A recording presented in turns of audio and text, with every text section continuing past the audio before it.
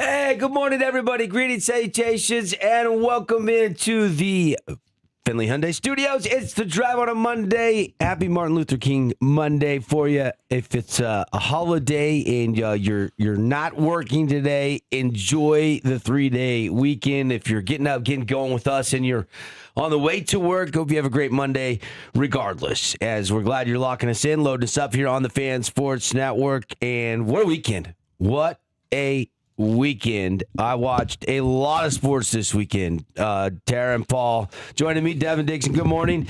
And I was in Phoenix. I watched a lot on my phone. I watched a little bit in a hotel room. Of course, found a nice place with some family to watch the Seahawks game from over the weekend. But it was a good sports weekend. Oh my goodness! Probably didn't watch as much as I normally do being at home because I was back and forth between soccer games all weekend, but it was a great weekend nonetheless, and hope everybody had a good one as well. Paulie, how was your weekend? Very good, very good. Enjoyed the sports calendar, and looking forward to these matchups headed into next week. But man, what a weekend it was. TA was watching live sports as well. She was. Yeah. I saw signs were out at the Fortress. Yes, they were. T-Mobile Arena, Knights Nashville. Good time? It was such a great time. Yep, Sammy got another puck from her boy Stamkos, and that's her third one now Another from him. one for your mantle. Yep, another one for my mantle. Why not? Why couldn't he give her the stick? I know. I don't know. It's disappointing. Is that like a We're lucky still stick? going for it. Yeah, probably. Well, They don't give those out too often, though. They don't. So. it's true. But we are contracting Sammy later in the year when the Caps play the Knights. Yeah. To try and get a stick from the grade 8. Although if she She's does gonna get make a if she sign. gets a stick from Ovi, she's keeping it. Yeah. Now, if she gets Yeah. a puck, she'll give you the puck. But Okay, we're keeping all the right. stick. Keeping the stick. All right. Unbelievable. If you're gonna have somebody do your dirty work because you're not a little kid anymore. Well, I'm not a cute little girl. Yeah. I get it. I understand. Yeah. I think it's worth the finagling if I'm you. Right? Yeah, it is. But good luck with that one. Yeah. We are live. We've got a good show today. Oh my gosh, we have so many storylines. We have new coaches hired in the National Football League. We've got some high school to recap. We got some college basketball to recap in the great Beehive State. Of course, we've got the divisional NFL rounds to get to, but let's get to the best thing right out the gate. We don't do this every day, but we usually on a Monday we like to do it. And then we got coming up, big deal, no big deal next segment, where we'll get around the globe and take on all the top topics in sports. But let's get to the best thing, brought to you this morning by our friends at Prime IV. Prime IV standing by to hook you up this year with their super powerful drips. Super powerful drips. They've got the skinny, help jumpstart your metabolism, lose some weight. They've got a bunch of January specials. The weight loss bundle is 50% off, basically. You save $194. You get Trizapatide for 4 weeks, the consultation, the IV, and a bunch of other stuff while you sit back, relax in their zero gravity chairs. To book it, just go to the website, primevstg.com, or stop on by the Riverside Drive location. Let's do it.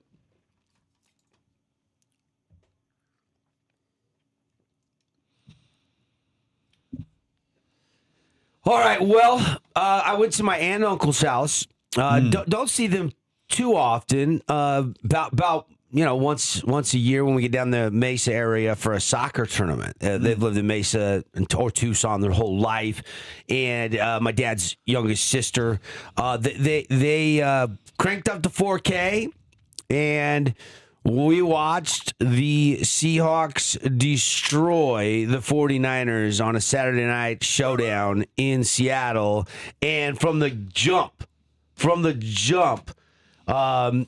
I was in cruise control. There's some, Tara, there's some games where they're just nail biters, right? Oh, yeah. Yeah. Every once in a while, it's nice to get a no-doubting win. And just especially when it's Seattle, San Francisco, division rivals, at home, playoff game. A lot of our rookie and sophomores, first ever playoff experience for a lot of the young guys on the Seattle Seahawks team. And what a trade by John Snyder, middle of the season, to bring in the former Weeb Cat, Rashid Shaheed. He's all we needed if after this play. This is Steve Rabel's radio call on Seattle Sports Network, Cairo 710 ESPN in Seattle. Pinheiro tees it up, looks downfield, strides forward, and we're off and running, end over end. Shaheed at his own 5, across the 10, 15, 20. Cuts straight upfield, has a gap, across the 40, midfield 50. Try to trip him, don't get him. Flag is down. Shaheed to the end zone. Holy catfish! Open the game with a 95-yard touchdown Seahawks. It's great. Shaheed, the flag is down because Pinheiro tried to trip him. And Rashid Shaheed just sprinted right through the entire coverage team of the San Francisco 49ers. What a way to start this one. 95 yards. You know what I saw a video of that opening kickoff on social media. That place was rocking from the jump. Oh, yeah. I was just in that building a little less than a month ago, and it's loud. It's loud at Lumen Field in Seattle. And Rashid Shaheed, former teammate of Bronson Barron, who just finished up his throwing career for Southern Utah University, played for Jay Hill. This guy's a burner. I remember calling an SUU college football game where Shaheed had a kickoff return, a punt return, and 2 other touchdowns and just torched the T-Birds. Oh, wow. About 6 years ago. And this guy is just an absolute speedster, and he's kind of stepped up and become, another weapon alongside Cooper Kupp and A.J. Barner and Kenneth Walker and, of course, Jackson Smith and Jigba and company. I thought Sam Darnold played well. I thought, limited the turnovers. Defense did the rest. Seattle wins 41-6. That call and that open of the game had to be the best thing I saw this past week. And look, I could have went with one of my daughter's goals. She had a couple nice assists. She didn't have like a bicycle kick or any breakaways, but she played really well this weekend.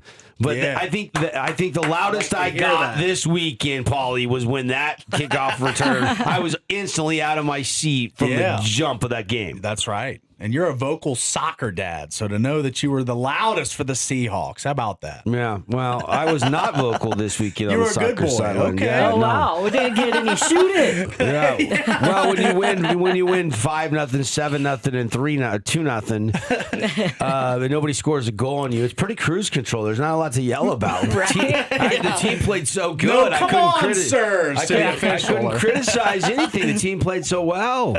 Yeah. Plus, I don't know if you know this. You probably haven't been to a soccer game with me in a hot minute. I have. Not Me in a and minute, Gabe though. went to that one last year. Yeah. Reese decides if I can cheer or not. She doesn't like it when I'm too loud. Even if I'm like, come on, crank it up. She doesn't like that. She didn't like. She told me, I don't know, 4 or 5 months ago. She's like, just watch the game, Dad. Yeah. Okay. Just keep your mouth shut. Reese made the declaration. Just you didn't autocorrect yourself. She's like, I can hear you, right? Oh, no. Yeah. Just cheer, Dad. Don't say anything. Yeah, goal. That's all you need to go. Yeah. Certainly fun weekend for the 12s around the world as Seattle cruises. We're going to get into all of the matchups and all the reaction, of course. I was a little bit bummed. I think I was kind of rooting for somebody else, some fresh blood to play in the NFC Championship game. Found myself kind of pulling for the Bears a little bit last night. Yeah, same. I don't know why, just because I think I'm just tired of playing the Rams and the 49ers in division, and then you got to go right through them in the path to the Super Bowl. But hey, look, the path's never easy. The path is what it is, and we'll take all comers. Yeah. Through Lumen Field. Yep. Yes. What are you going with this morning, T.A., Paulie? All right, ladies first. Yeah. Oh, you want me to go yeah, first? you go. You got it queued up. I All got it right. queued up, So for the Mammoth on the ice, it's been 6 out of 7 W's for these guys. They hold the number 1 wild card spot in the West, and they did play this weekend. We were supposed to go, but unable to some scheduling conflicts. But they did play the Kraken this weekend. Tara's Kraken. Yeah. Unfortunately for the Kraken, but fortunately for the Mammoth, they get the big W. And this was a shorty. How about this? A shorthanded shorthanded goal. You don't see too many of them. Kevin Stenland on the shorthanded recipient for this goal, the first of the game for the Mammoth. There's being more north coming out of their own zone. And they've tried to make a couple of east to west plays, which has led to turnovers and more zone time for Seattle. A little bit simpler and harder in their own end. They're going to spend less time there. Well, they got numbers shorthanded. Cole brings it. And cross to the front. They score! Shorthanded goal. Kevin Stenland. And that gets the game level at 1. They're hot. Yeah. I mean, that's the simple way to put it, is the Utah Mammoth are hot right now.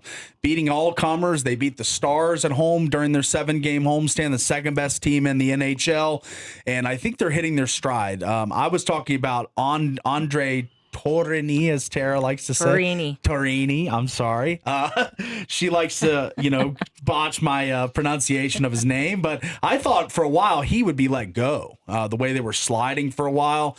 He's been the coach since the days in Arizona. I thought they might have needed a new face in that role. But he has really got them going right now in the middle part of the season. They are number 1 in the wild card standings and would be a playoff team in their division if it didn't have the Stars, Avalanche, and Wild in it. So really tough division they're in, but they are number 1 wild card team right now. Best thing I saw, the Utah Mammoth. I like that. Yeah. I like that. By the way, Vegas Golden Knights are on a heater as well. Yeah, so both of the two hockey teams that we paid probably the closest attention to on the show here in the NHL are both 7-2-1 in their last 10 games. Yeah, wow. Vegas is number 1 in the Western. Yep.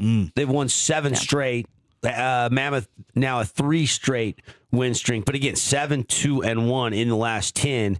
You can make up some ground, or you can pull ahead. Vegas is only, I think, 2 points ahead of Edmonton now. Edmonton's right at the ship. They figured things out a little bit. Yeah. But Minnesota, and Utah are tied in games played, and they're a little bit back in points right now. The Mammoth, I think, are 6, 7, 8, 9 back. The Wild are 63 in the 60 points. Yeah. Mammoth are in the 54. 50s. Yeah. Mm-hmm. So they're 9 back, but they're sitting there 4th in the Western Conference. And right I can't understate how big a home playoff game would be for the Smith Entertainment Group and the Mammoth. Oh, 100%. They could sell seats, jerseys for another week or two, just with the first round series. So if they can get that first round series, it's really, really big for them. It's been playoffs or bust all year. We heard that since the off season. So I really think they need to strike while the iron's hot and make it this year. Yeah, and there's the Mammoth. And guess who else? If this playoff started today, and I get we're just January. I know we got a lot of hockey left to go. It's going to change. But the Mammoth and a team that has been at the bottom of the conference the last few years, the San Jose Sharks would be in the playoffs in the West. Those would be your 2 wild card teams right now. It's amazing what one guy can do, right? And the Seattle Kraken would make their debut in the playoffs right now. They've made it before. They made it in their... Not with their new head coach. Not with their new head coach. No, not with but Lane. they have made it before. Kraken have once, yeah. I think they're first year. Yeah, the first season they made it. One and done? First round and out. Yep. Yeah. Mm-hmm. Yep. Good stuff. Good stuff. We'll be keeping close attention to the NHL standings. All right, TA, what do you got? Best thing? My best thing is Caleb Williams. That throw on 4th and 4. If you were watching this game, I guarantee you lost your mind like I did. You went crazy. She's got the clip ready. I do have the clip. Wow. Yeah. This was the throw of the game. Throw of the year, really, in the NFL. Seriously. The man in motion. Williams drifting, sprinting for space, in all kinds of trouble, put it up for grabs in the end zone. He got it! For the touchdown! Like, even Tirico's losing his mind. Right? I mean, he sees a lot of plays. Yeah, I texted you guys right after that, and I was just like, that is insane. I couldn't believe it. I was watching it live, and Collinsworth is like, just when you think you've seen it all. Right? Yeah. 4th and 4, and he scrambles clear back to the 40. It'll go down as a 14-yard touchdown to Cole Kmet. Yeah. Man. But it had to cover 40 yards, back corner of the end zone.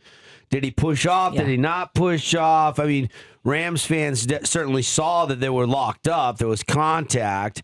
I think it was a good no call in that situation because it wasn't like a egregious shove. It's just like he kind of retraced, and they were kind of arm fighting, and that's football. You can't make that play or that call in that situation in the game, even though we saw it in the Denver Buffalo game twice. And the insanity of this throw cannot be even fathomed until you look at it from this angle. And we've got the other angle. This was from somebody that was field level taking the shot of this throw. And we'll just play it back for the listeners and the viewers on YouTube. I don't know if it has any sound. It might, but it does. Yeah. Okay. Hang on, we gotta start from the beginning though. Look at this angle. And you just see this rainbow coming in. Amazing.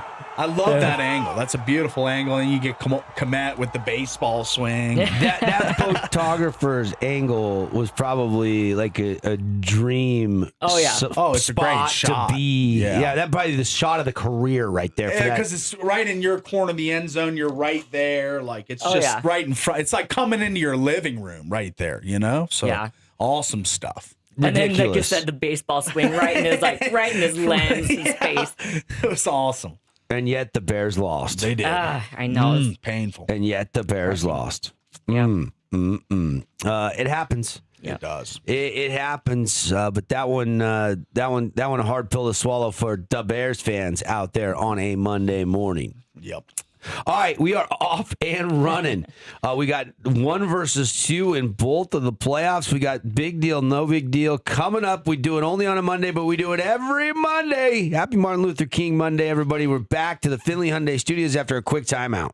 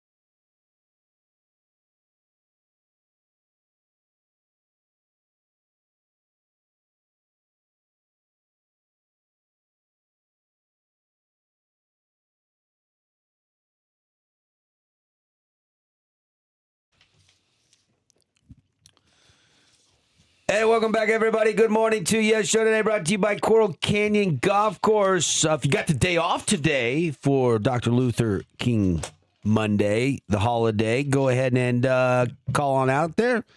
Head to the website, coralcanyongolf.com, and see if you can get out and swing the sticks. Should be really nice and warm by about noon.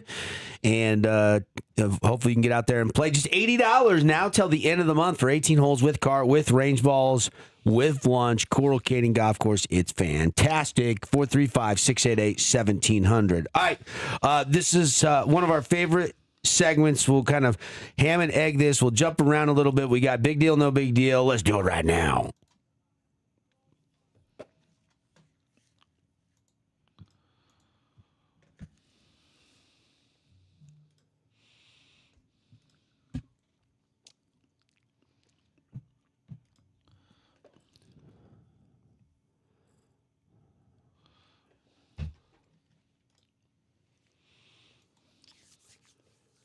All right, yeah. Let's do it. Big deal, no big deal. The Utah Tech Trailblazers get back in the win column with a hard-fought 75-71 over the Texans. Yeah, it's amazing what happens if you make a couple threes more behind the arc, isn't it? Oh, yeah. 8 of 23 instead of 1 out of 15 is going to help. You lose a close one on Thursday where you made 1 3-pointer. That's the denominator, isn't it? That is the game nowadays. You've got to be able to hit the 3 ball. And, yeah, that makes a difference. Nice to be at home. You certainly didn't want to get swept. That would have been a disastrous sweep if you lost both on your home floor, both closely contested games. Yeah. I was listening to a good portion of the Thursday night game with you and Caden while I was driving down to Phoenix. I was getting into the Phoenix area as that game was kind of going final. And good call. But heartbreaking loss. So nice for the Blazers and Juddy to bounce back there. Certainly a lot of basketball to be played.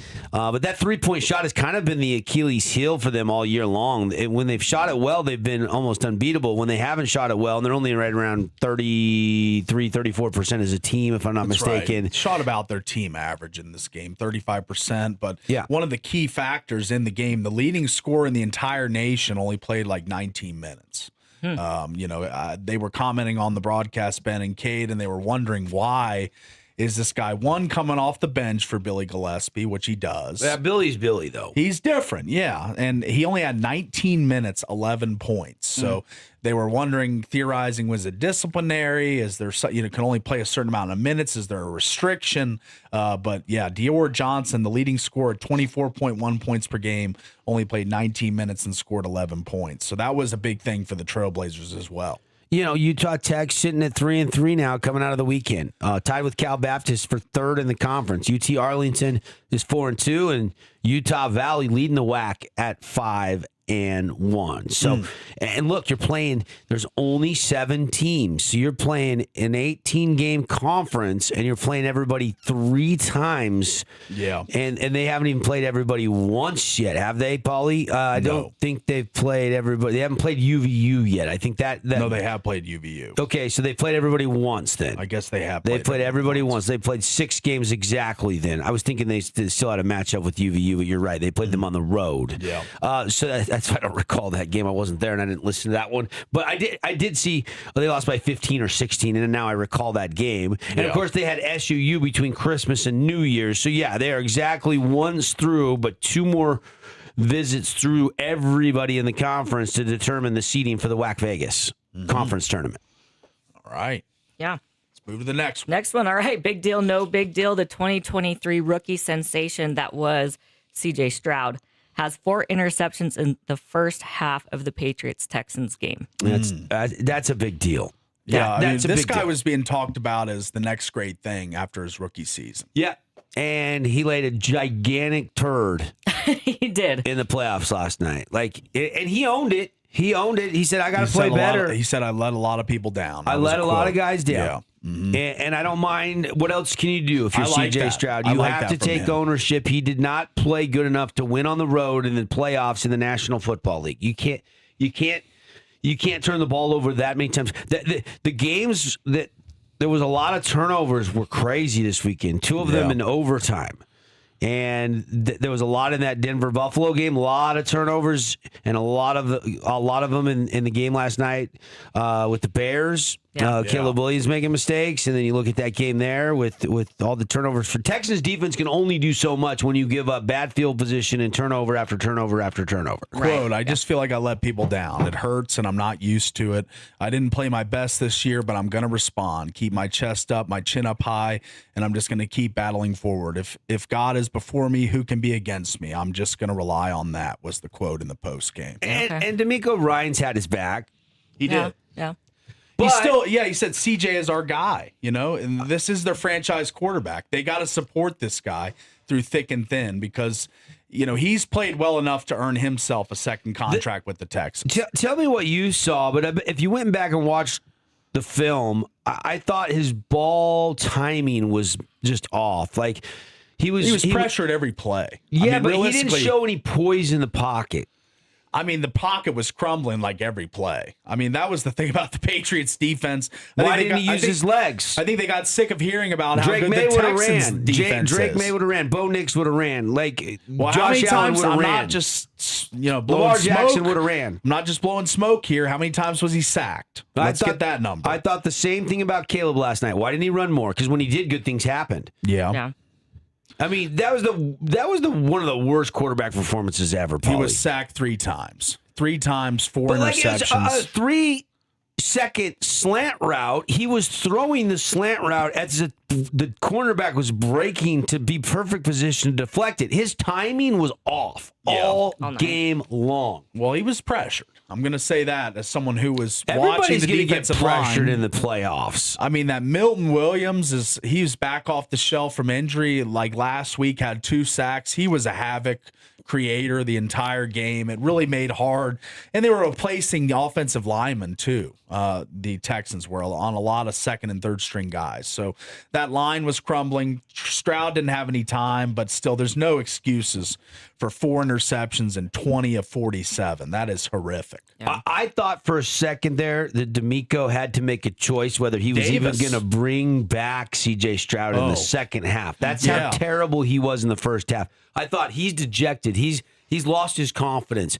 He's in the pocket and he's not comfortable at all because of the pressure. Like once you have that in your head and you feel like you're gonna.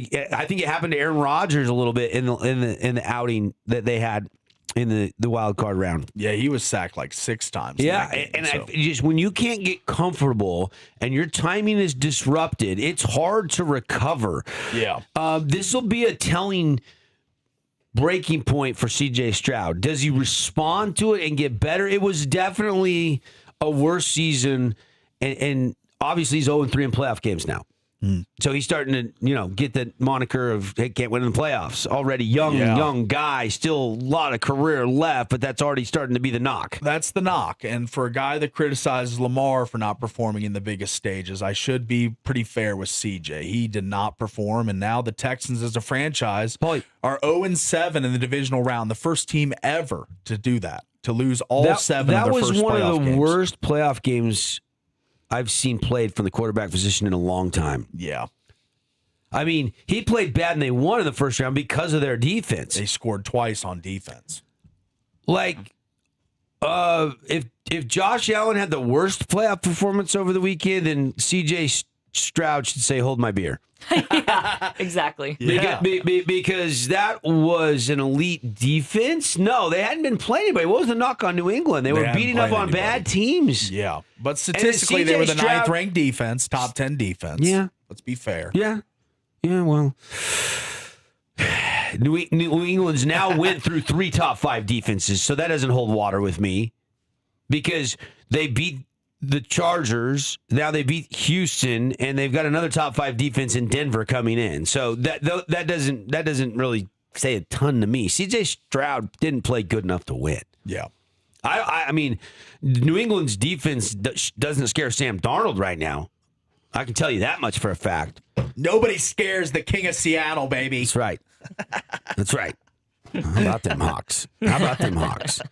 Cruise control from over the weekend. All right, where are we going next? All right, big deal, no big deal. Utah State, after starting 15-1, fall on the road to newly minted Mountain West school Grand Canyon, 84-74. Not shocked by this. I am kind of shocked by this.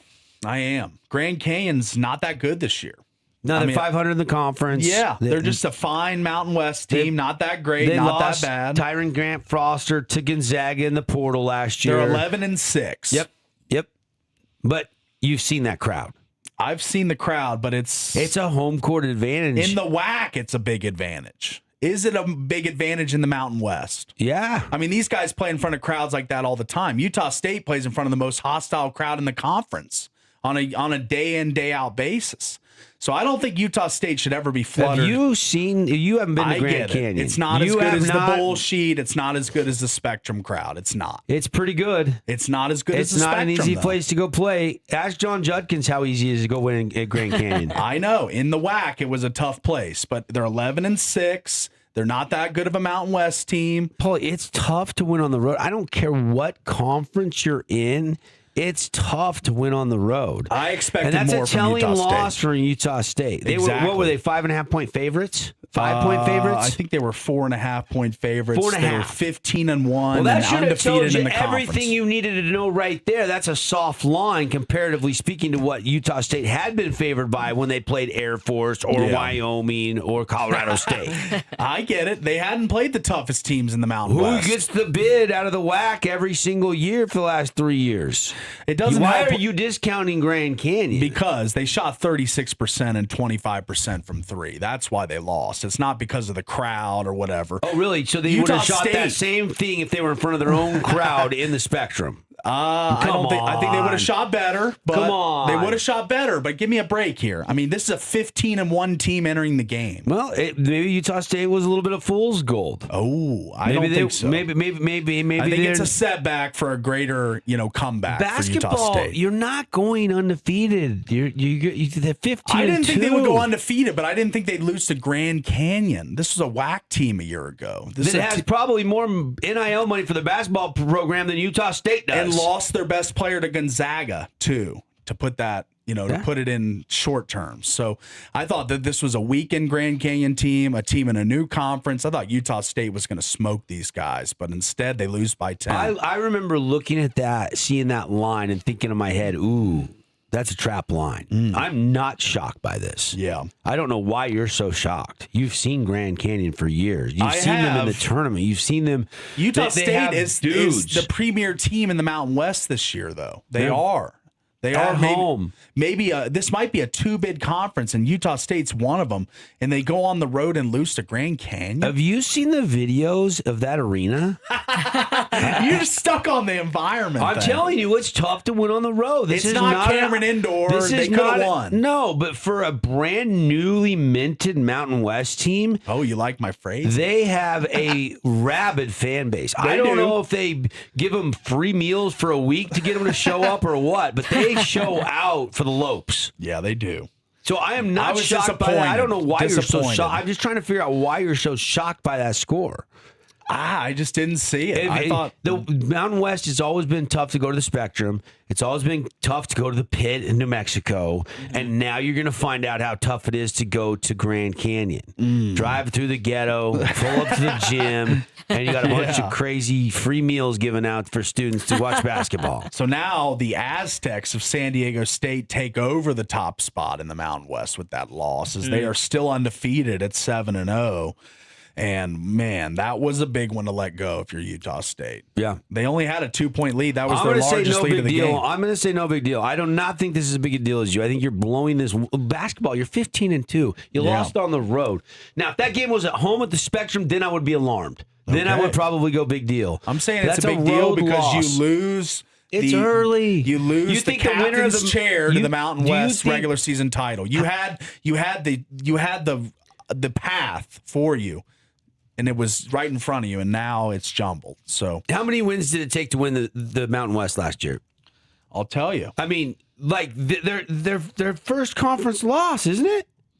it is their first Okay, conference why are you loss. panicking? Last year, New Mexico won the Mountain West with a 17-3 mark. Yeah, nobody's going undefeated. It's tough. I just didn't think they'd lose to Grand Canyon. You haven't thought a lot of games through over the years. That's true. It's not the first time. That's not the first time you've It won't been be the surprised on a final score outcome. You're actually shocked. Like, look, do we want Utah State to win? Was it nice that they cracked the top 25? Now Sure. they're not. They're out again. Yeah, I And know. with that loss, they're bounced out. Yep. All right, Big deal in my book. All right. Moving on. Moving on. Big deal, no big deal. The Winter Soldier, Josh Allen, falls again in the playoffs after a multiple turnover output. The Broncos escaped 33-30 in overtime, where Bo Nix sustains a season-ending injury, fracturing his ankle. This is kind of a two-part big deal, no big deal. Add a caveat here. Big deal, no big deal. Bills just fired Sean McDermott after 9 seasons. Wow. too. That's So let's a just three-part triple. Let's add that on there. It's Yeah. a three-headed monster from the big Right, deal, no big deal, the department. The Bo Nix, Josh Allen, and McDermott. Let's go. Look, I have said this I have been very consistent with my Buffalo Bills message all season long. The defense is not good enough. The defense is not good enough to win, and they put so much pressure on Josh Allen. He had 283 yards, 3 touchdowns, 2 interceptions. He rushed for 66. Didn't he fumble once? Yeah, he did fumble. did. So he had Yeah. three total turnovers. turnovers, maybe 4. That's always been the knock on him. James Cook had a bad, egregious fumble as well. I mean, just the turnovers piled up. Yeah. And passer rating was still 90. Yeah. 2 fumbles, 2 interceptions. You know, James Cook's turnover. You just kept giving Bo Nix in Denver at home too much life. Yep. And Allen's turnovers kept leading to Bronco field goals. Yeah, he had and 3 he still led fumbles. drives for touchdowns. He still let him down and got the game-tying field goal.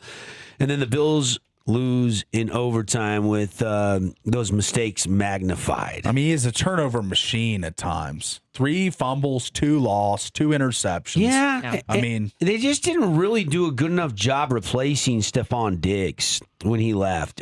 I mean, you had Gabe Davis. He that's goes supposed down. to be Keon Coleman. Keon Coleman did have a touchdown in this game on a 10-yarder.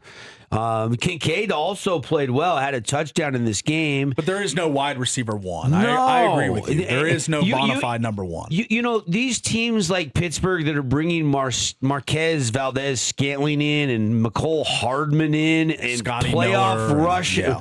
I mean, these are big-time moments in playoff games. They don't have a better option. These guys are journeymen at the end of their career. McCole Hardman was hurt all year and was on the practice squad for all but 2 games.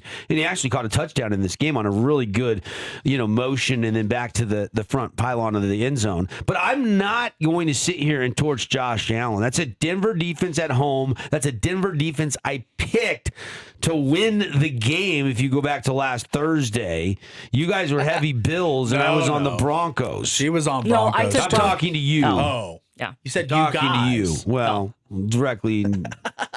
Okay. Yeah, I took the Bills. I thought that they would somehow find a way, but they did not. Yeah, what are we going to do when Devin was right on his picks from over the weekend? Because I actually had a really good weekend on my picks. You did, buddy. Good for you. I'm happy for you. Yeah.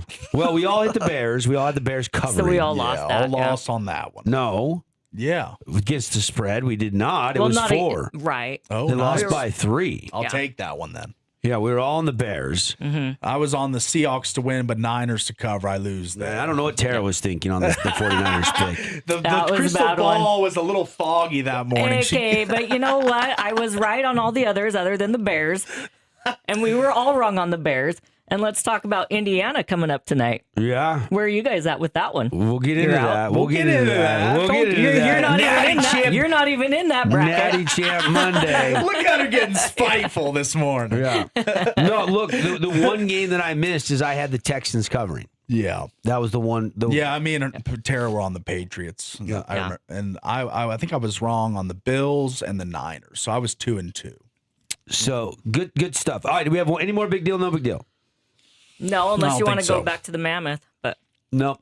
No, it's Good. all right. We did that in the best thing. Yeah, we did. To answer your question, no big deal on Josh Allen. The way that his emotional press conference went, I like Josh Allen. He cares. Give me a quarterback that cares, and I'll go to battle with him anytime. As for them, it's just tough when you're not a number 1 or 2 seed, and you got to go on the road. A couple weeks in a row on the wild card and the divisional. It's just tough, and lack of playmakers around him. I don't know. that Josh is gonna get over this one for a while. This one's gonna sting for a while. Yeah. But he's gonna bounce back. I have no qualms about that. As for Sean McDermott getting fired, I'm really surprised by that. 8-8 in the playoffs, winning record overall. I don't think the roster was built for a Super Bowl. I know you're trying to maximize Josh's window in his prime, but that's not easy to do. That's not easy to do. To build a championship caliber roster, only one team can do that a year.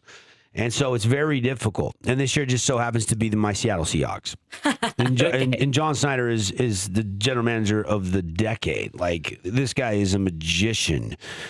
He's pretty much running the Seattle Seahawks since Paul Allen passed away. So wasn't surprised LaFleur came back. Was I surprised McDermott's not coming back? Probably more surprised than not surprised. So that to me is a big deal. It is. I would have made a change of general manager before and personnel decisions, unless McDermott has the buck stops with him on draft day, free agents. If he's heavily involved, then I understand a little bit more. But if not, and he's just coaching them up, I mean, this is a busy cycle. There's 9 jobs open. This is the 10th. Only 2 have been filled in the National Football League. I think of the 3-headed big deal, no big deal question, I think the biggest deal of all of them is Bo Nix, because the Bills are done. They're done for the year. But the Broncos still move on. What are they going to do now? Yeah, what are they going to do? It's going to be Jared Stidham against the Patriots defense. Which the last defense. time we saw Stidham was with the Vegas Raiders throwing for over 300 yards, and we heard what Sean Payton said. I'm very intrigued by that, but he's not Bo Nix. Right. He's not Bo Nix. And he's not as mobile as Bo Nix. He hasn't played in an NFL game 3 years, 3 years, 2.5. 2.5 years. So look, I mean, maybe took a kneel down or something. But meaningful minutes where he started a game. Last start was with the Raiders. Yeah. That's. You almost feel like the Bills, as bad as their defense was and as many turnovers, would have been more equipped to handle the Patriots, who they split with during the regular season, than maybe Denver. But Denver's going to be on home field. They're going to be rallying for a fallen soldier. There's going to be plenty of motivation. Defense going to play big, I bet. I don't think it's just cut and dry. I saw that line opened at 6. Patriots on the road favored by 6. Drake May played good enough to win, but it wasn't like he lit the world on fire. He fumbled a few times. I mean, he played an elite defense for the first time all season. Yeah. I mean, second time all season. You know? Yeah, I mean, true. as much as you face Buffalo twice in your own division, that was not an elite defense. Or Miami or the Jets. The Texans' defense carried them all season long, not C.J. Stroud. That's my point. Yeah. That's my I agree point. with that. And look, and I think Collinsworth pointed that out on the broadcast. He's like Drake May's got to go through the gauntlet of playoffs. You're not going to be throwing like you did against the Jets in the divisional round of the playoffs. Like that's a regular season meaningless game with a bad team. Yeah. With nothing going for them except trying to secure a better draft pick. So you can go throw 5 against the Jets. You're not going to throw 5 against the Texans in the second round of the playoffs. You're just not going to do it. And he still played good enough to win. That's the thing I like about Drake May. Played good enough to win. Finds a way. Yeah. And he can clip them. I don't mind. When he's hitting the pocket and the ball's here and it's a fumble, he's ready to make a play. He just needs a split second longer to let that route develop. That's on the line, not giving him enough time. He's a quarterback making a play downfield. I don't worry about those turnovers at all. Yeah. I don't really worry about him, the first one running. He just got punched out. I mean, it wasn't like he had it hanging out there like a sack of potatoes at the grocery store. So I'm not worried about Drake May at all. I mean, New England should be favored in Denver because they have Drake May, and we don't know what Jarrett Stidham's been up to. Yeah. Yes. Did you guys see what Nick Foles tweeted out, though, about backup quarterbacks? No, what did he say? Okay, so here's what he tweeted out. He says, "Note for the Broncos and their fans. I know it has been an emotional 24 hours. I feel for Bo and the team, and I'm sending prayers for a strong recovery. A positive note going into the game versus the Patriots is that they struggle against backup quarterbacks in championship type games." That's pretty good zing. Coming from Nick Foles. From Nick Foles. That's pretty good zing from him. Yeah. Probably the greatest backup of all time. Right. Exactly. Look, I don't know where the pressure materialized. I don't know if it was from the Ralph Wilson family, but 9 years, no Super Bowl appearances. That's why McDermott's getting fired. The standard must have been Super Bowl or nothing. Or bust, yeah. Yeah. Yep. All right, got to take a break. Come back, wrap up hour 1 right after this. Big deal, no big deal. Always fun on a Monday. get better. Get screen protectors to protect your phone. I dropped my phone over the weekend. Thank goodness I had a Zag screen protector on it, so I got a crack now, but I'll go get a new one and, have lifetime warranty on those. Go check it out. 2 St. George, 1 Cedar City, Zag locations.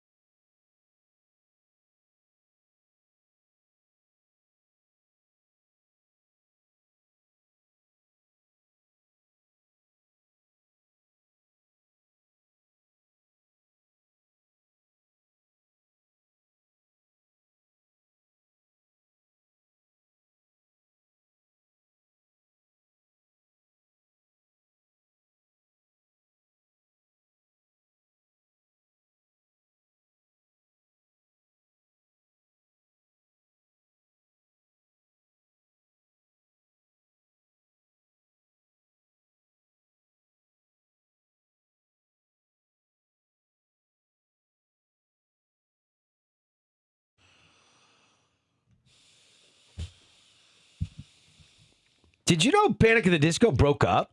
Really? No. Yeah, they've been broke up for 2.5 years. Oh, wow. Almost 3 years. I think spring of 2023. Yeah, and I haven't seen Brandon Urie, their lead singer.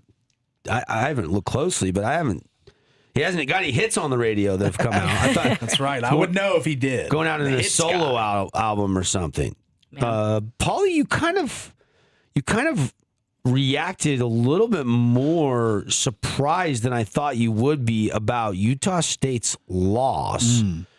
BYU and Utah State, both the in-state institutions that were in the top 25 in the college basketball poll, both lost over the weekend. But you seem a lot more shocked that Grand Canyon beat Utah State at home than you did about BYU kind of, and played a tight game throughout the night, got ran away from at the end there for double-digit loss. Yep.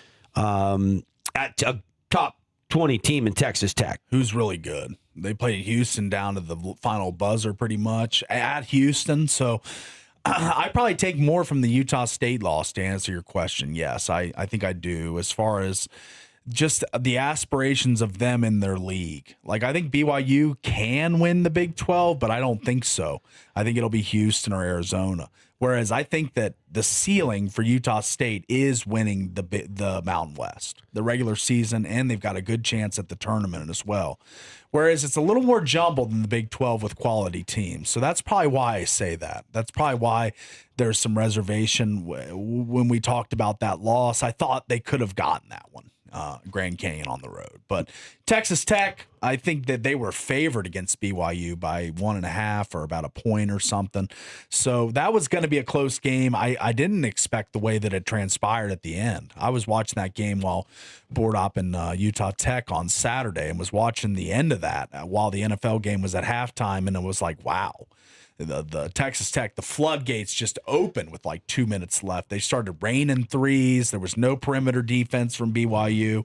So I think it's a teaching moment for Kevin Young. But for Jared Calhoun, I think that's a loss you can be a little bit disappointed about. Yeah, I mean, let's see what happens. Houston's got Texas Tech coming up this week in Big 12 play. TCU after that.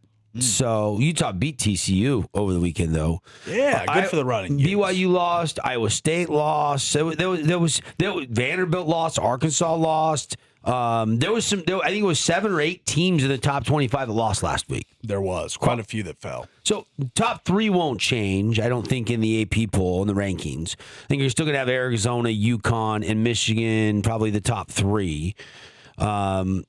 I don't see that as changing. Do you, Paulie? I don't think so. Yeah. I mean, we'll see. Arizona's good. Yeah, they're good. Nebraska's coming. Nebraska's coming, though. Duke's coming. You got Purdue and Michigan and Gonzaga's coming right now. They're in conference play. Tom Izzo's got a good team this year. Yes, very good. I mean, it's going to be fun. I mean, we're creeping up on March. We're creeping. We're creeping to that time of year where it gets really exciting. A lot of runs to be made, a lot of pivotal games coming up this week. My question is if we're going to do it like the first year the Utah Tech Trailblazers made it to the WAC tournament, where we went to that nightcap game against Stephen F. Austin, stuck around for the post-game presser, got home at like 3 a.m. Can't wait till conference tourney season, baby. WAC Vegas. Yeah. Good stuff. All right. So Paulie's a little more alarmed that Utah State lost than BYU. Correct. DeBonza is slid down to 4th or 5th in scoring, 22.5 points per game. Yes, let me take a look. Currently. So, he's dipped about a half a point, I think, from last week's scoring.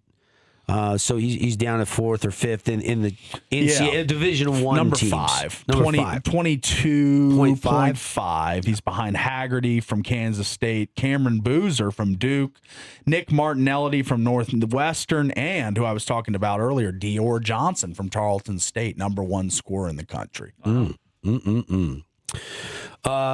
All right, we'll get you all caught up with some of the headlines. The McDermott situation, some of the coaching vacancies that got filled from over the weekend. We'll get into some more NFL discussions as the league is down to 4 teams that have a chance to lift the Lombardi Trophy at this point in time. Rams and Seahawks. Or, of course, the Patriots. The Fighting Drake Mays. Tara, anybody? And the Denver Broncos. Mayday. But we have a problem. No.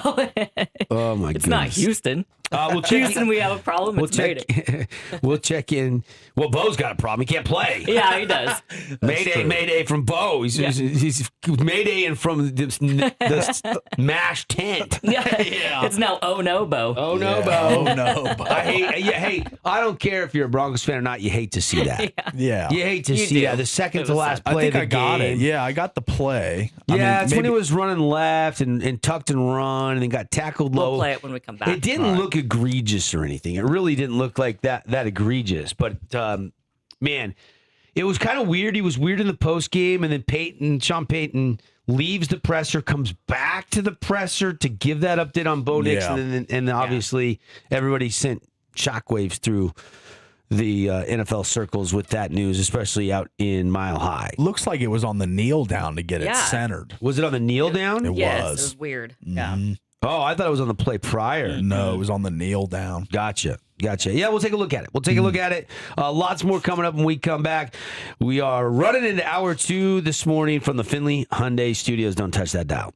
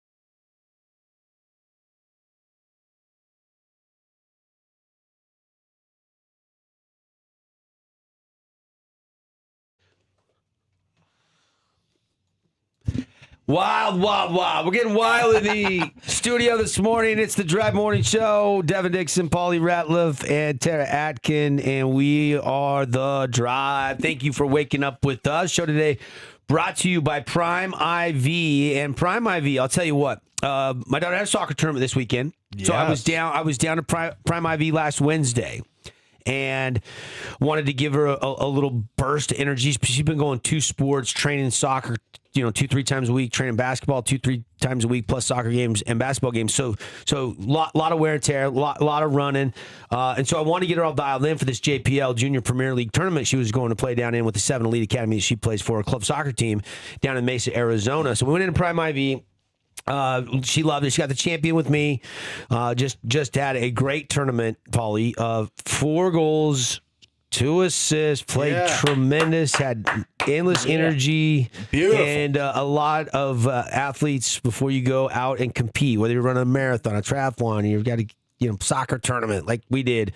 Maybe you're just trying to have a little bit more energy in the gym, around the house, or the backyard. Prime IV standing by, and they've got some great January bundles up to 50% off, including the skinny IV. You get Trizepatide for 4 weeks, and you can bundle that with a medical consultation to get you on your way to losing some weight in 2026. PrimeIVSTG.com, or stop on by, see the friendly, awesome staff.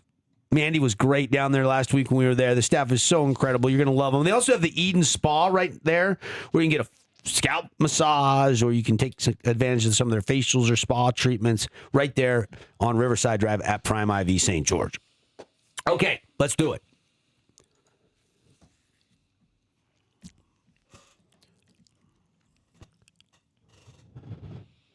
Yeah, the longest running talk show in town. We're getting older, Paulie. That's right. This sounder dates us. Longest running show in Southern Utah on the radio. I've been talking sports for over 20 years. Paulie's been with me for about 8 of those years. Yeah, about 8 and almost 9. That's right. All right, let's jump into it. Let's touch all the levels. Let's start with the high school hoops. Yeah. As if you glance right now, we're at the halfway point. Pretty much everybody has played 6 region games. Yeah. I think 1 or 2 teams have played 7. They've already started the second half, but they got byes this week. Desert Hills and Cedar, I think, have played 7. But everybody else has played, mostly 6. And Dixie and Crimson coming out of the weekend, both 5-1, Paulie. 5-1, leading the Region 9 standings, and Pineview lurking there at 5-2. Yeah, let's start with some of the games that happened on Friday night. As those Mustangs you're talking about, Crimson Cliffs had a home game against the Cedar Reds, where they won 59-49 behind McKay Lindquist's 18 points. Britton Phillips and Easton Beck both added 10 as well to cushion that lead. They win by 10 and maintain region supremacy. Britton had a really good week. He had 21 and 14 rebounds against Desert Hills, then follows up with another double-digit performance. Yeah. We talk about Eminem, Mack, and Murdoch. Yeah. And those are the 1-2 punch. But having that third guy like a Britton Phillips could be big for Coach Murdoch and the Mustangs going into the postseason. Absolutely. A strong win there over the Reds. That completes the season sweep. Cedar is the now Reds. 0-7. Like Coach Monks is coaching his tail off. They got Rolly, and they've got some other guys that have been playing hard, but they just can't find a win right now. They are 3-15 on the season. That's right. Tough season in Cedar for the Reds. Let's move to the next game. This was the other one we were not at on Friday night, but had rolling coverage in from our correspondents in the Region 9 chat, as Desert Hills Hurricane defeated Desert Hills 77-61 behind a pair of 25-point scores. Clyde Barrett with 26 and Brigham Kemp with 25 to pace the Tigers. I don't know what it is about Barrett and Desert Hills, but when he played them the first time, he had 25. This time he's had 50 points in the 2 games. And he's only averaging like 12 a game, but he's doubled that against the Thunder. I don't know if it's just a mismatch or what, but and of course BK1 does his thing. Yeah, and there was still some good storylines for the Thunder in that game. Colton Andrus had 15. Jack Openshaw got going a little bit, but just wasn't enough. Too much Tigers as they win big. Don't count Hurricane out. 65-48. I know they're 10-8. They played some tough teams in the preseason and in some of the tournaments that they went to, but they're 4-3 in conference. I do think with 5 or 6 games in region remaining, I do think there's a chance that if they win out, they could get a share of the Region 9 title. But they would have to win out, and then they're going to have some help. And Pineview Crimson Dixie going to have to beat up on each other a little bit because they're sitting 2 back in the loss column right now from Dixie and Crimson, who are tied at 5-1 at the halfway mark of region play. And I think I misspoke on the first score. It was 65-48. I'm sorry, I had the wrong score there. 65-48 for the Hurricane wins. Yeah, over Desert. All right, let's move to the next one, and the one we were at. This was at the Jungle on Friday night, and it was rocking. The video boards, the crowd was jam-packed, but they would leave disappointed as the Pineview Panthers emerge over the Snow Canyon Warriors 65-57 in a really good game where Reggie Mackey, he really lit it up that night. I was watching him specifically on without the ball. He moves so well without the ball to try and get open. It is clear he's the lead dog, 30 points on the night, 12 points for Dylan Luke. He was the second leading scorer for the Warriors. And man, it was a cavalcade of Panthers that contributed to the win, whether that be Jelani Ojegba, Caleb Schmidt had an amazing game from the floor. Riker Summer made some appearances in this game as well. We've heard so much about the freshman. He made some great plays, some good defensive plays. That ankle is getting better. Yeah, that high ankle sprain. And he looks fresher, looks like he can move a lot better. So, yes, the Pineview Panthers win to keep pace in the region, the top of the region, with all those teams jumbled up 5-1, 4-2, and they win 65-57 over Snow Canyon at the Jungle. And that is your Region 9 report from this Friday. All right, brought to you by TDS. If you look at the latest RPI, Dixie is 2, Pineview is 3, Crimson is 5, Hurricane is 8, and Snow Canyon is 9. So you have 5 in the top 9 right now. With a handful of games. Some teams have 5 left. Some teams have 6 left to play in region before we're off to the postseason. All right, let's get to some other news. Utah State and BYU both losing over the weekend. Utah State loses on the road to Grand Canyon. Paul, you were really surprised with the lackluster effort from the Aggies. Yeah, I didn't like this game from Utah State. As kind of been tuning into them more and more as the season starts to reach the climax of March, and want to see how they're playing right now. I know we're in the middle of January, but they lose 84-74 at the Global Credit Union Arena in Phoenix to a team I didn't think they'd lose to. 11-6 Grand Canyon. They fall by 10. Mason Falslev led the way with 25 points and 12 rebounds. So that dude is still filling it up for him. But that was a confusing, perplexing loss for Utah State, who now falls into second place in the Mountain West. Yep. Other news, BYU loses to Texas Tech. Utah State loses to Grand Canyon. Utah Tech bounces back after losing Thursday at home in a tight one to UT Arlington.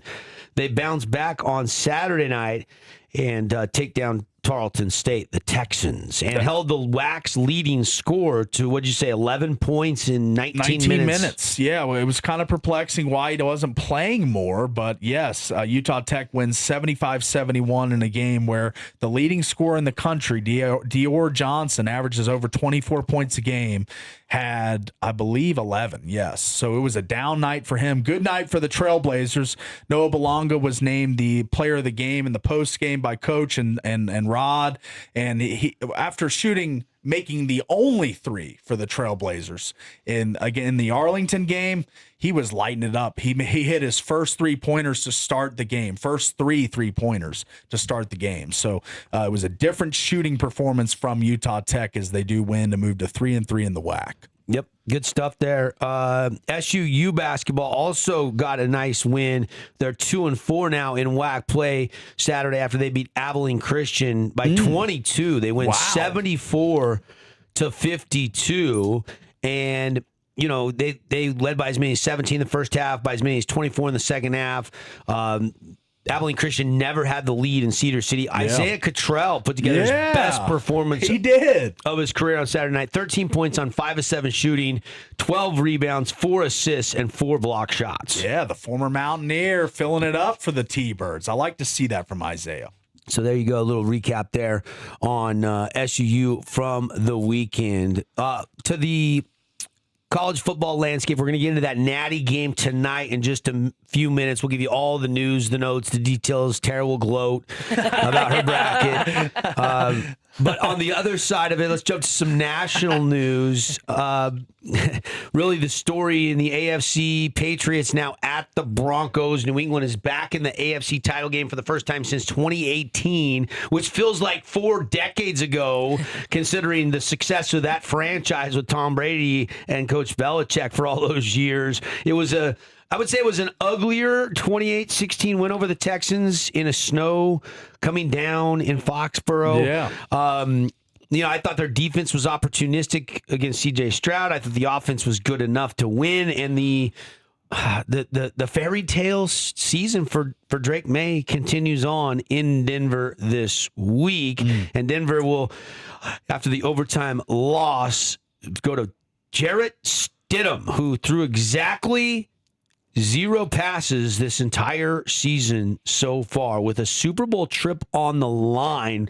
Rest assured, we're going to be talking a lot about Jarrett Stidham leading up to Sunday's games. I wanted to ask you about the catch and the calls late in that game. When the Bills receiver went down, I thought Brandon Cooks, right? Yeah, it was Brandon Cooks. When he went down, I thought when I watched it live that it was a good catch. Yeah. And then when you see the Bronco come out there with the ball, you're like, oh my gosh, what an incredible. But when you slowed that down, the thing that I cannot believe is that the NFL in overtime rules, all replays are initiated from the booth. Coaches don't have a challenge. Yeah. Why was that not looked at? And that's exactly what Sean McDermott was fighting for after the game. And now he's no longer there. That'll be the last fight he has as head coach of the Buffalo Bills. So we got it. For the viewers on YouTube, we'll have it up here in a second. But got it, we got it. Brandon Cooks, as you look at this,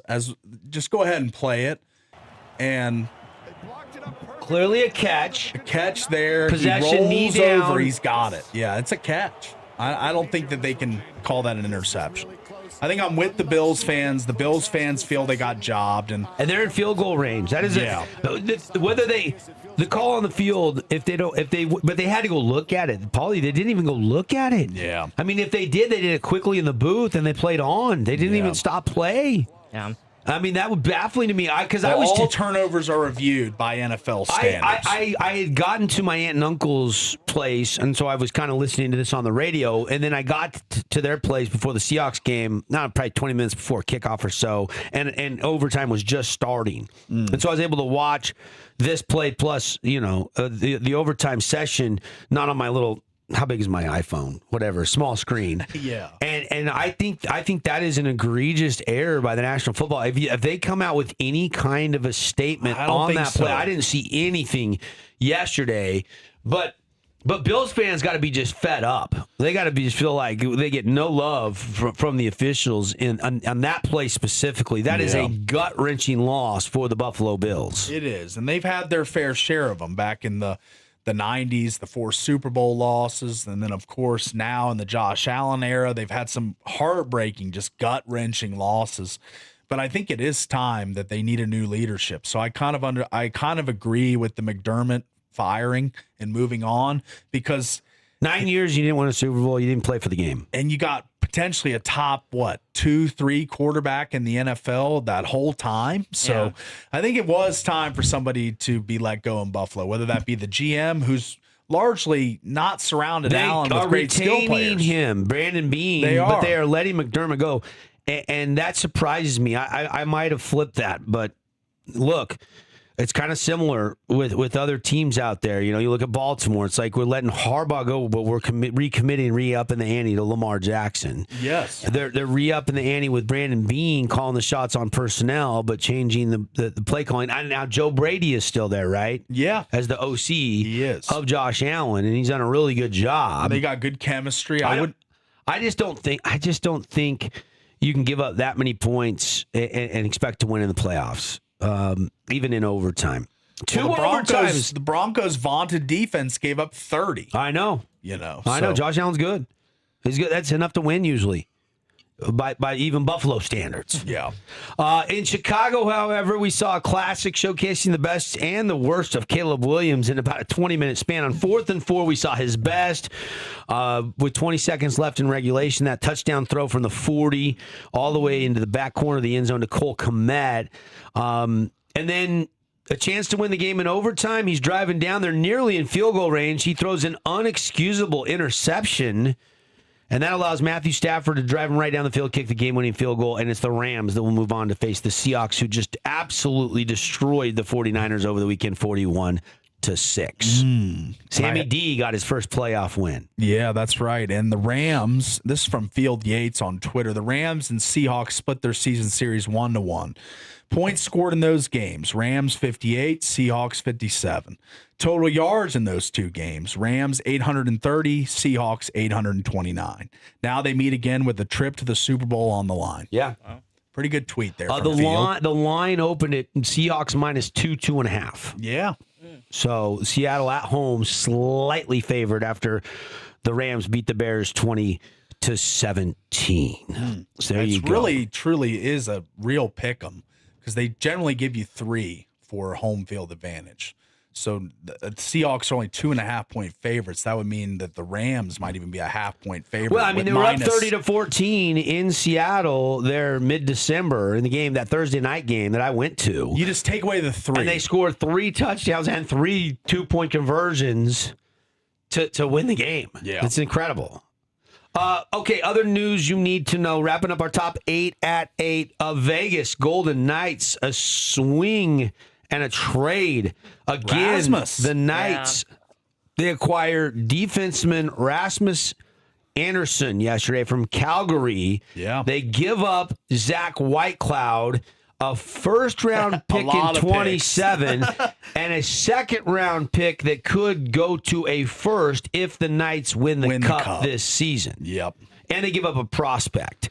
The Knights do give up quite a bit. A lot of people for Calgary like what the Flames got value back for, that value of Rasmus Andresen. But a lot of people talking about how Hannafin and Anderson played on that same line together, and they're reunited. So the Knights making a move. And Rasmus Anderson is really a guy that moves the puck well. From blue line to blue line, he can start your breakouts. And he's had 10-plus goals last 3 years. He's got 10 goals already this year. He's got 30 total points, 10 goals, 20 assists. He's a +3 in the plus-minus department.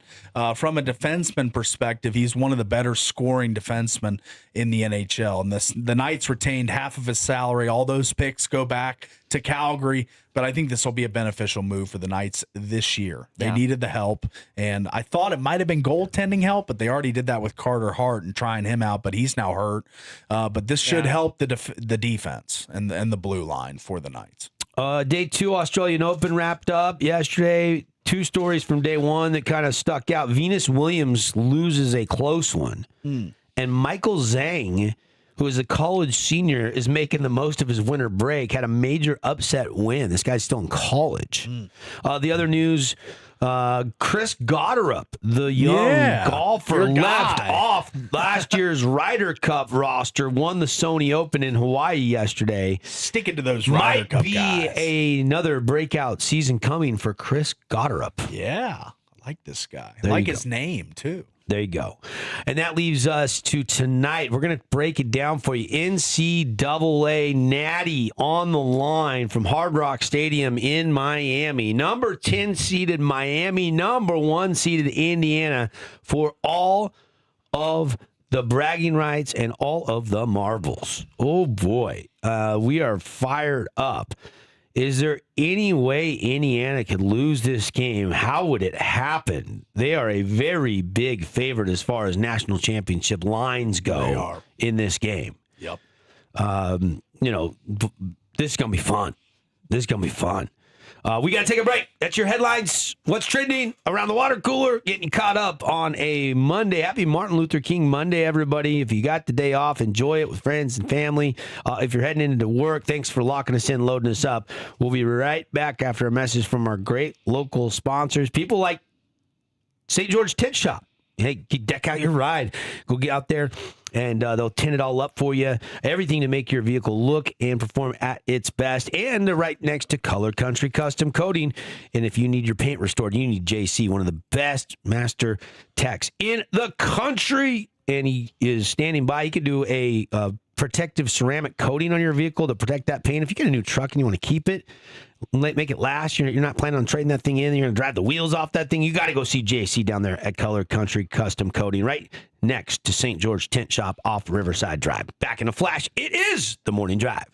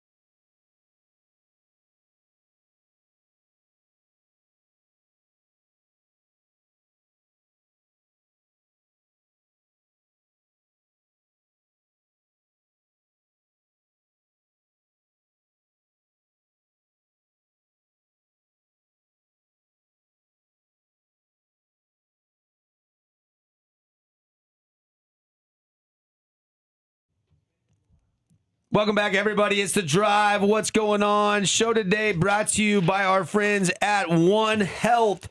One Health has a brand new doctor to introduce to the Southern Utah community. Dr. Turner, board certified in family medicine for over a decade. He'll see anyone and everyone, newborns, kids, women's health, and yes, he can check my high blood pressure too.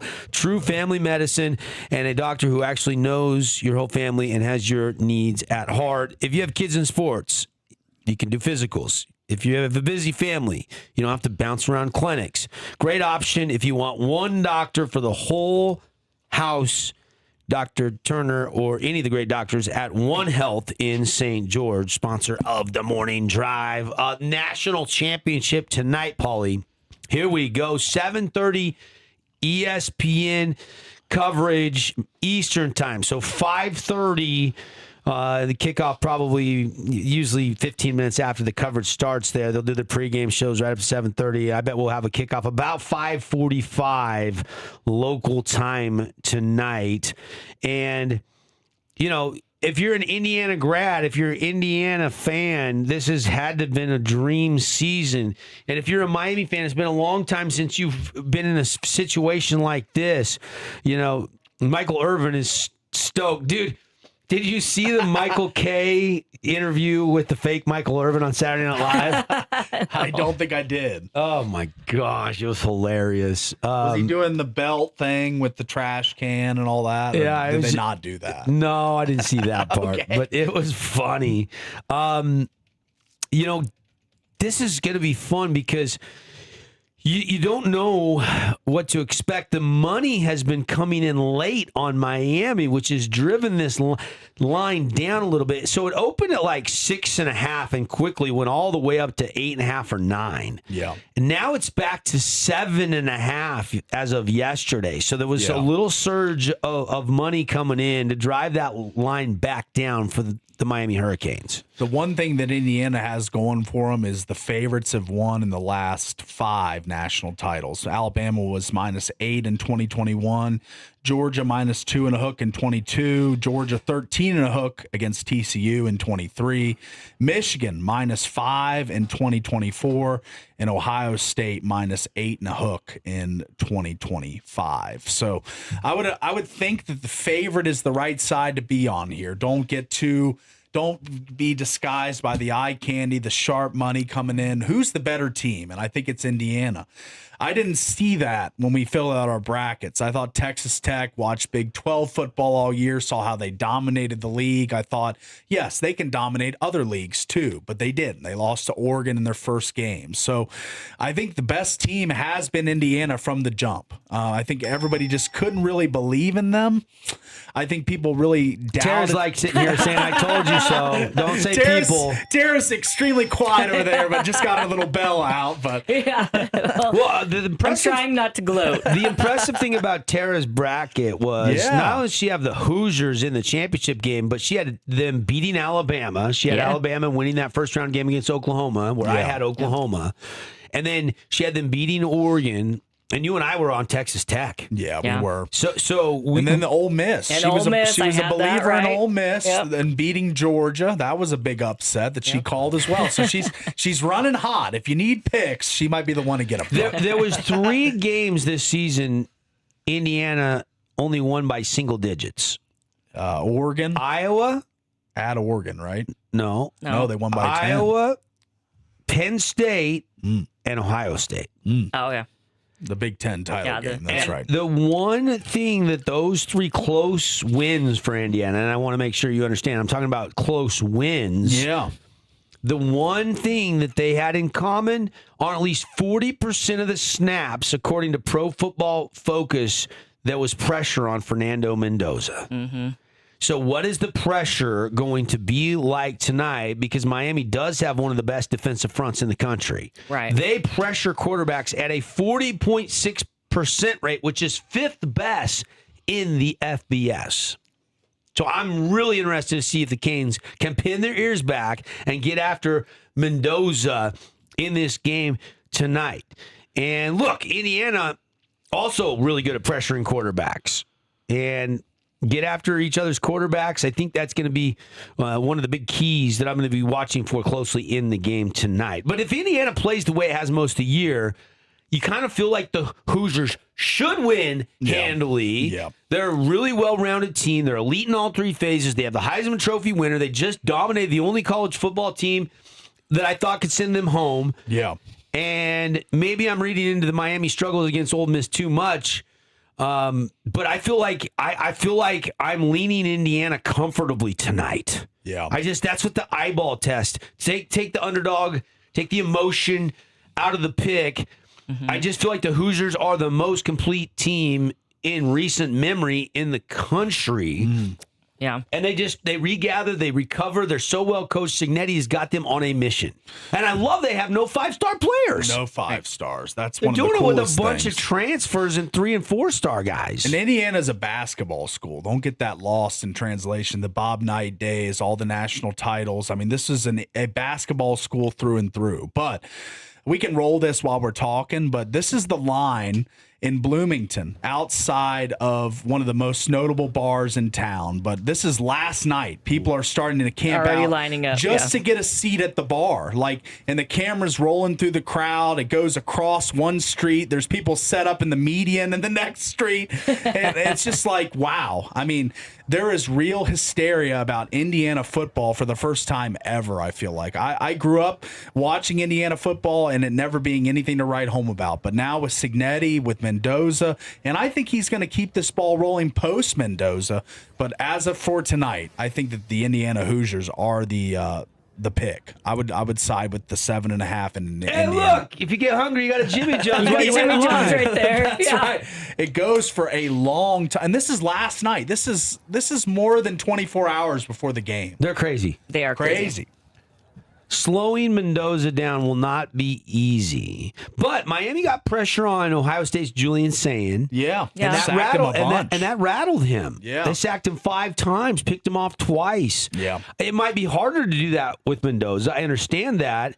But you can affect him. You can rattle him. It's not like he's Superman. Yeah. He's just a Heisman Trophy winner. But then he goes and gets back to the next series and goes right back to work, and then just keep coming, and he's coming, and keep coming. So, look, I don't know how Oregon lost because they couldn't be patient. Miami, Cristobal is no dummy. If he can grind this game out, make it a slugfest, slow things down a little bit, ball control, long, well-sustained drives, culminating field goals, this could be closer maybe than I even think so. I'm hoping it's close tonight. I think it will be closer than most think for 3 quarters, and then Indiana's going to separate. But the one thing that keeps Miami in the game, they've got a quarterback that's played 6 years of college football at a high level for a long time in Carson Beck. They've got the best freshman in the country in Malachi Toney. Sorry to all the BYU fans. Bear's not better than Malachi. He's the best player, freshman, impact-wise, in the entire country. And he showed that against Ole Miss. That screen pass he caught and then weaved through the entire defense for like a 40-yard touchdown. That's one guy that Indiana doesn't have, and they'll have to be able to contain him. But I think Miami, their biggest advantage is their offensive line, where Cristobal, he cut his teeth as an O-line coach for Saban back at Alabama. They have 4 players over 6'6" and 325 pounds. This is a big line. There's 2 elite guys on this defense, Reuben Bain Jr. and Akeem Messidor. Yeah. They're elite. They are probably But first round I'm just picks. not sure Miami's defensive front can generate enough pressure to force the Hoosiers into costly mistakes. And when you play the better team, and if we all agree, Indiana, I know Tara agrees. Yeah. Who's the better team? Indiana. She's thought that from the jump when she filled out her college football bracket. Yeah. If Indiana is the better team, that means Miami probably has to get some fortuitous breaks to win the game. They need some mistakes from Indiana. And an Indiana team that doesn't make many mistakes. Not many penalties, not many turnovers. And It's a Miami's Fiesta Bowl, the penalties kind of rose and reminded us they have the ability to beat themselves, too. That's a scary notion in its own right. Miami, one of the most penalized teams in the country. Yeah. So that doesn't help them tonight against one of the more error-free teams in college football. The best argument that I've heard this week and over the weekend, I was listening to a lot of sports talk radio and on the drive down and back to the Phoenix area this weekend. This is the most compelling reason why Indiana might lose. And it's the most simplistic, but I actually can't find much else. And the argument I heard on Sports Talk Radio down in Phoenix was it's really hard to go 16-0. Oh, okay. But that's not very compelling. I don't think that's like But that's the best argument that these guys could come up with. And I'm like, you know what? If that's your best argument, it's hard to go 16-0, then maybe Miami's in trouble. Yeah. But Yeah, it is, but they're not wrong. It's hard to go 16-0 and to beat Alabama and beat Oregon twice. Like that's not easy to do, but they've done it. 28-17. I say Oh. Cincinnati, get Yes. the white horse out, back up the Brinks truck, get a trophy mantle ready. I'm predicting Indiana wins tonight by 11. All right. 28-17. 28-17. I'm going to go. I think they're going to score more than that. I think it'll be 42-28. You think they're going to score 42 on Miami's defense? I think they are. In a natty. Yeah. Wow. I think that the floodgates are open. So you for like the Indiana. over. Like the over, but yeah, it's just going to be tough for Miami to keep up. They just got too many. 42-28? Yeah, what did they score on Oregon? Like 50-something? I'm not looking at that final score. Okay, let me look at that final score. I was just because double they checking scored 50. the total on this game, and it's 47.5. Okay. Okay, so I have 45 total points predicted, 28-17. You're going flying over. I'm You think the flying over over, is going to baby. hit by like 12.5 points? He is a peacock. You got to let him fly. Let him fly. Let me fly. I don't want to be contained in a cage. Let me fly. Let's see. How many did they score against Oregon? I'm about to pull that up because that's going to be kind of the similar script tonight, I think. I think 31-21. 31-21. So you got over too. Yeah. They scored Duh. 56 against Oregon. Oh, geez. Yeah. Yeah, I'll go 42. But I don't think it's gonna could, be like I that said high. earlier, Yeah. Oregon could not stay patient. I think Cristobal and Miami can gunk this game up and not let it. That's why I'm going with the lower scoring game. The over-under is 47.5. It's going to be real close to that. I'm saying 45, 28-17. 28-17. Hoosiers hoist the natty. All right. Unbelievable. It's going to be fun. Unanimous in 5:30. the studio. That's bad news for Indiana. 5:30. Oh, hey, don't you say that. Don't you say that. Just kidding. All right, the breaking news this morning, the Bills have fired Sean McDermott after the playoff failure. A tough couple of pass interference calls. Obviously, a catch interception play that didn't get replayed, or at least a break in the action to take a long, extensive look from the officials down on the field. I mean, they looked at it in the booth, stuck with the call, and we played on. McDermott and the Bills have parted ways. He is out. Seattle got off to a fast start, never looked back. We have 4 teams left, one of which will host a Lombardi Trophy. Broncos, Patriots, Seahawks, Rams. Oh, my goodness. It's going to be a great week talking sports, and we're not done yet. Final segment coming up.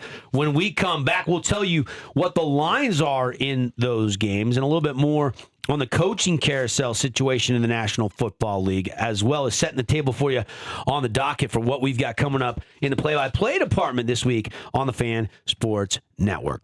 Breaking the action. But today, we've got a lot of great sponsors bringing you the show, including our friends at Soda Weight Loss. And Paulie weighed in on Friday after his first full week talking about your experiences on your weight loss journey. That's right. In 2 weeks now, down 6 pounds for the first week to the second week. We're seeing steady weight loss here. No hunger, no guesswork. They let you know every step of the way what you've got to eat, what you've got to do to be successful in your body transformation journey, which I'm taking on. It's been fun. It's been hard. It's been a little draining at times, but still feeling fresh with the food that I eat every day. The mental toughness is the part they're working on the hardest with me because I am impulsive. I do eat impulsively from time to time, but really trying to hone in these weekly calls with the nutritionist that I had on Friday this last week really opens my eyes to what I can do better to lose more weight, to keep this transformation going full steam. You don't have to do this alone. That's what I love about Soda. That's right.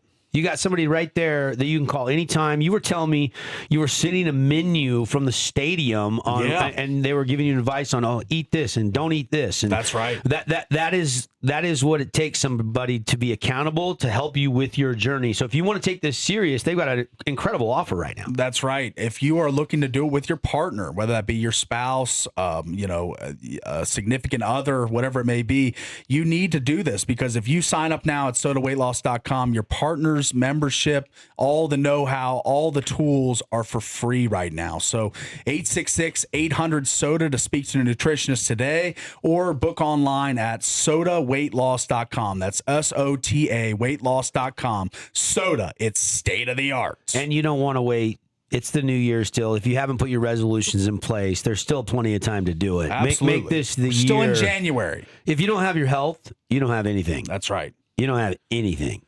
So to weight loss. We'll keep tracking, Paul. I want 4 more pounds by Friday. Yeah, we're going to keep working on it. Yep. We're headed to the gym today. We're going to eat all strictly soda food today, just like the next day and the next day. So Good stuff. Keep rolling. Got to take a break. Back in a flash on the drive.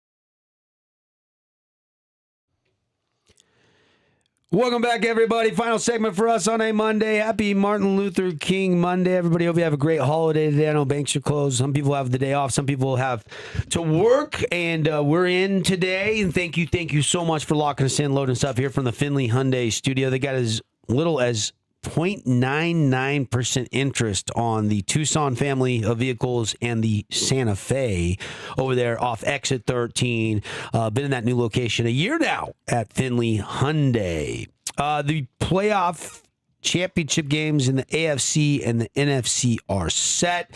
The odds on the Patriots Broncos, Patriots by the numbers, 4.5. Well, this is more of like an NFL playoff simulator number. Oh, okay. 67% that they will beat the Broncos. That's why you're seeing the line at 6. Yeah. Wow. Broncos getting 33% chance to win the AFC. Interesting. That gives the Patriots a 30% chance to win the Super Bowl and only a 7% chance for the Broncos. You look at the NFC, Rams, Seahawks. I mean, virtually the Seahawks have already won the NFC once this season. They have to basically do it again to reach the Super Bowl. They had to go through the 49ers, which they split with. They had to go through the Rams now again that they split with. And the game that I went to, that 38-37 overtime in Thursday Night Football, might have been the game of the year. And now they've got to play the Rams again, and they are 2.5-point favorites. But the simulator numbers are Seahawks win the NFC 53%, Rams 47%, Seahawks 33% to go to the Super Bowl and win, and the Rams 29%. So Seahawks 33% chance to win the Super Bowl, Rams 29%. Patriots right now are sitting down there at 30%. And the Broncos at 7%. 7%. That's the playoff simulated numbers right now. I've got somebody that says that chance is higher than 7%. And how about Alex Smith, former Ute, was on the NFL Countdown panel.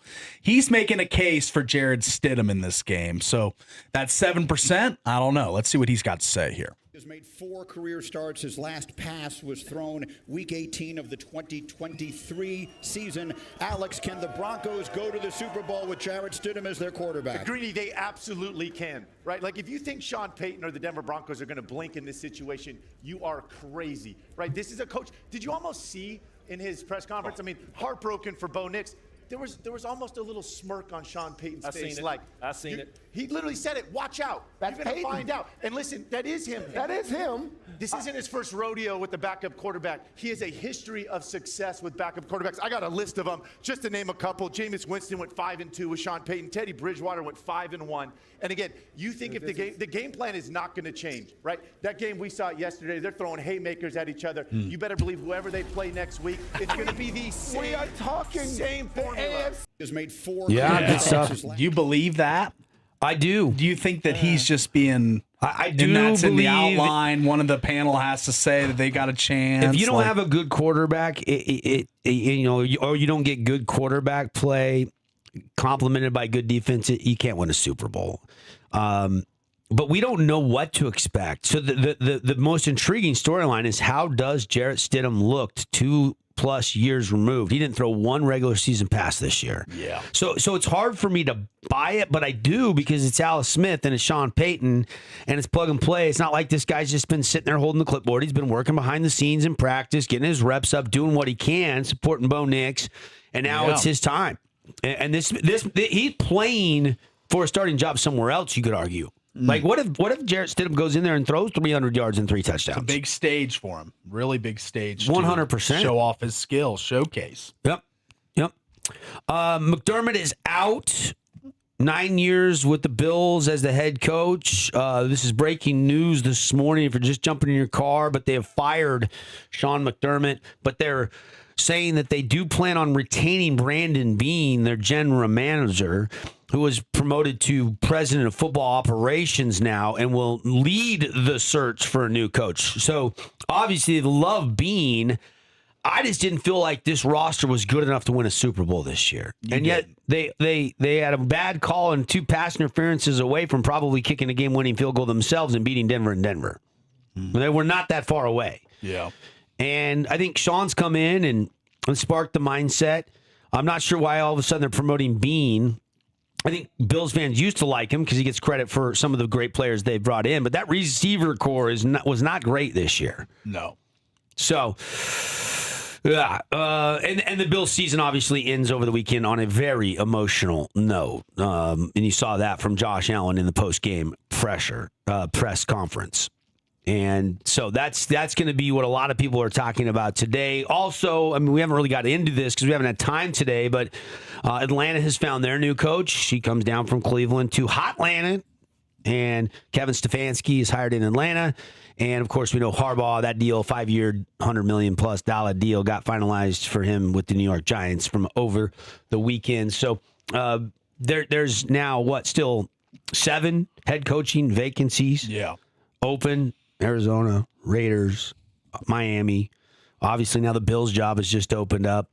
Tennessee still open. Tennessee, among others. That's the short list. Obviously, LaFleur got a long-term extension. I think Packer fans should be pretty excited about that. I don't know where the pressure now flips to. Is there more pressure on Jordan Love now that LaFleur is staying, or more pressure on LaFleur? Because it's one of the two that has the most pressure in Green Bay next year. Probably Love. Oh, you think Love? Okay. Probably. All right. I mean, their general manager ain't going anywhere. The fans own that team. They love him. And I don't know. Matthew Golden didn't really have that great of a run. They made that trade for Micah Parsons. He got hurt. Not much you can do about that. The GM was trying to make moves to get them to a Super Bowl. Yeah. Yeah. Let's go. Going to be good tonight. All right. Remind me your pick on the game. What was your score prediction, Paulie? You had a high number in the national championship game tonight. I'm going to go 42-28. 42-28. Yes. Oh. Big over. 70 points scored tonight? Holy smokes. Let him out. Let him fly. Terry, what do you think about that high pick? The total she doesn't like it. I can already tell by her face. That's a lot. Yeah. Not believing in Miami's defense whatsoever with that pick. Yeah. I mean, I would love to see that. Yeah, I'd love to see the Hoosiers with 42 points for sure, but I don't know that that's going to happen. Yeah. Okay. What is your score prediction tonight, Terry? 31-21. 31-21. And what was yours? Something 17? 28-17. 28-17. So I have Indiana documented by 11. You have them by 10. Paul's got them by over 20. Like 50. Yeah, I know, right? That's right. I believe in them now. I didn't believe in them when we filled out our brackets, but now I do. Wow. So, yeah. Unbelievable. Glad you came around. Yeah, no kidding. Better late than never, buddy. That's right. Thanks for letting me on your bandwagon, buddy. Yep, I'll let you on. Good stuff. Show today brought to you by some great local partners. Want to thank them again before we run out of time. Zag, Protect It Better, 2 St. George, 1 Cedar City location. Coral Canyon Golf Course. Call for tee times, 435-688-1700. $80 January special. 18 holes with the cart rental, with lunch, with rain balls, just $80. 435-688-1700. Appreciate Game Day Men's Health. And Game Day Men's Health, the challenge, the body scan, they do this body composition scan, and they're giving that away for free this month. You don't have to have an appointment. You can just stop on by Game Day Men's Health in the Coral Desert Medical Center across from Intermountain Healthcare. Before you go up Four Master Drive, you'll find Game Day Men's Health. Just pop in, get your free body comp scan. It'll tell you your BMI, your percentage of body fat. They're doing a 60-day challenge. You got 60 days. They put up some great prizes like peptides and vitamins and things. But it's guys. It's everything for guys to look and feel their best. Game Day Men's Health. Reclaim your game. Appreciate St. George Tin Shop, JC at Color Country Custom Coating, our friends at Prime IV. We love those guys. Get that skinny, and they've got some really cool bundles that are limited time offers up to 50% off. You can check out PrimeIVSTG.com. Appreciate Wilkinson's, our friends at Jimmy John's, TDS, all of our great sponsors. One Health, a family-focused primary care clinic serving all ages right here in St. George. And, of course, Paulie's journey continues with soda weight loss, down 4 and down 2, so 6 pounds in 2 weeks. Yes. Not bad. We're on a roll. Not bad. Yeah. What's the goal this week? 5? They say that 6 pounds is generally during this boot camp phase, the first 4 weeks. Should be about 6 a week. Okay, so let's get 6 this week. Got to get 6. Yeah, we're aiming for 6. All right. No, don't have a bunch of junk food during the national championships. Right. That's right. Got to stay disciplined. That's right. Stay disciplined. All right. Final thoughts. Tara, rate the show today, Monday morning. The whole tribe was back together today. Yes. I had a lot of fun talking sports. I love it when we're all back together. Yep. Yeah. I give it at least 9.5. 9.5. Lots There of she good goes. content, too. Yeah, Lots of good sports this weekend. I thought it was very good. I'm going to go 9.7. Oh, wow. Tara, Okay. yeah, top. We all have Indiana, so run to Skeet. Take Miami. Take the Canes. Take the Canes. We've got this week, normal show tomorrow, and then Wednesday. I got region drill tomorrow night up in Cedar City. Wednesday, we got Utah Tech and high school. High school will be on the live stream. Tech will be on the radio. They're at Cal Baptist on Wednesday night. Yeah. And then we've got more games coming your way on the weekend as well. And we'll talk more about that. Get out and watch the game tonight. Have some fun. It's the Natty. It's Indiana taking on Miami for all of the marbles in college football. I'm hoping for a good game tonight. I am too. I want to see, game on the line with a chance to go walk down and get a walk-off win. I just hope it's close. I don't have a dog in the fight. Yeah, me neither. I don't have a dog in the fight. Grew up loving the Canes, but I'm not rooting for them. I just want a good game. Yeah, I don't need to see your score prediction 42 yeah, we don't want to see to that. 24. That's right. I don't need to see that. That's going to be a landslide. That would be like the Oregon game. Yeah. My goodness. All right, you guys have been great. Thank you so much. Happy Martin Luther King Monday. You guys, we're out of here. We'll see you back better than ever tomorrow, 7 to 9 a.m. on The Drive, exclusively on the Fan Sports Network.